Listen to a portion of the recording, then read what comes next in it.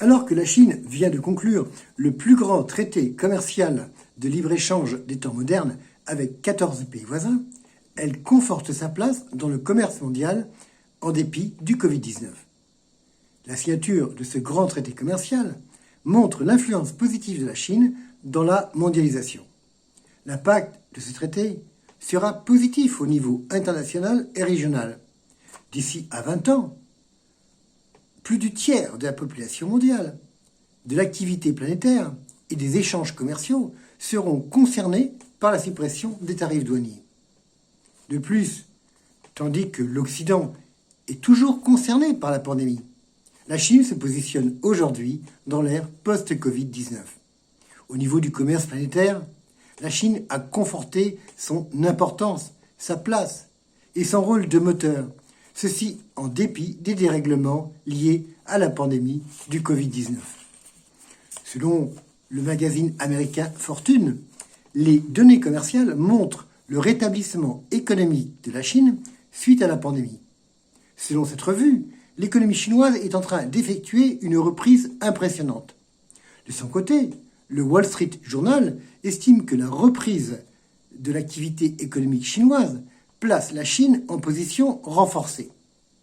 En effet, dans le contexte de la crise sanitaire mondiale, la Chine est la première grande économie à renouer avec la croissance économique.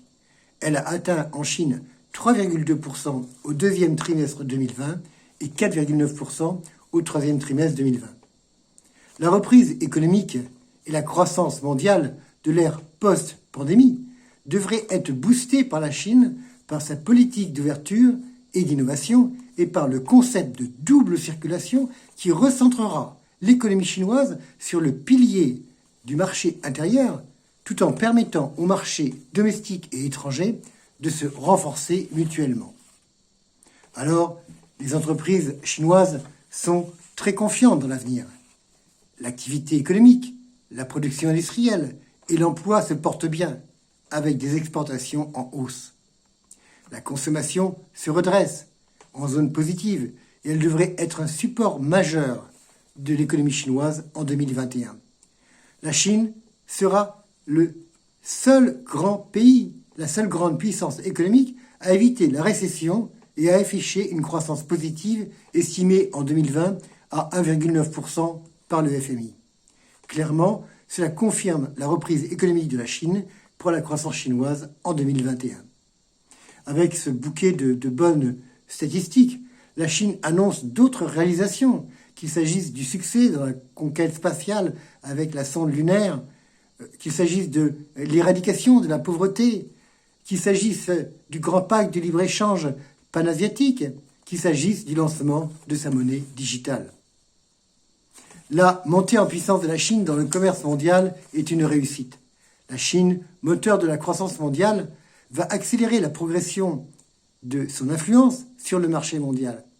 La Chine est la première puissance commerciale du monde, la deuxième puissance économique mondiale, le premier exportateur mondial et le deuxième importateur mondial.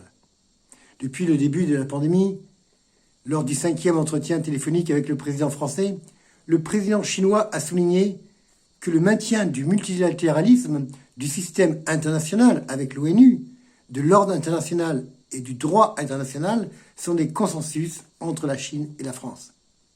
Le président français a rappelé que la France attache une grande importance au développement des relations avec la Chine, tout en étant disposé à continuer à travailler avec elle pour approfondir la coopération France-Chine et Union européenne-Chine. Il s'est félicité du fait que Paris et Pékin ont mené une coopération solide dans la lutte contre le Covid-19. La Chine est le premier partenaire commercial de l'Europe.